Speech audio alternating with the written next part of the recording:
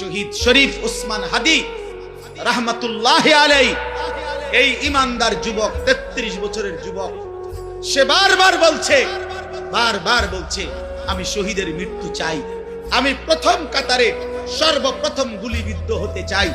সে বলেছে সে দেশের জন্য আমি আমার শেষ রক্তটুকু দিতে চাই। এই যুবক ইমানদার ছিল, 5 ওয়াক্ত নামাজ পড়তো প্রতিদিন, খোদার কসম সে ফজরের নামাজ জামাতে পড়তো।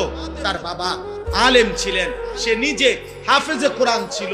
ফজরের নামাজের জন্য ক্যাম্পেইন করত, বন্ধুদেরকে উঠাইতো, ফজরের নামাজ সহ 5 ওয়াক্ত নামাজ জামাতে পড়তো।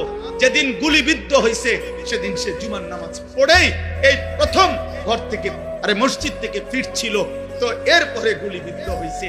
আমার বন্ধু এই যুবক আল্লাহর কোরআন পড়তে পারতো বিশুদ্ধ, রাসূলের হাদিস পড়তে পারতো বিশুদ্ধ, তার মা পর্দানশীল, তার স্ত্রী পর্দানশীল, তার ভাই বড় আলেম, তার বাবা বড় আলেম, সে নিজে হাফেজে কোরআন, সে আগে মাদ্রাসায় পড়ালেখা করছে।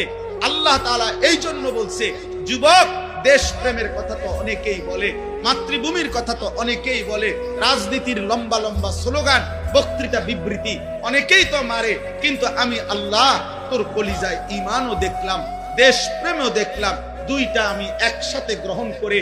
তুমি হাদি চেয়েছিলে মাত্র 500 ভোট, সে বলেছিল এইবার আমি প্রার্থী হয়ে মাত্র যদি প্রথমবার 500 ভোট পাই তাইলেই আমি ভাগ্যবান মনে করব।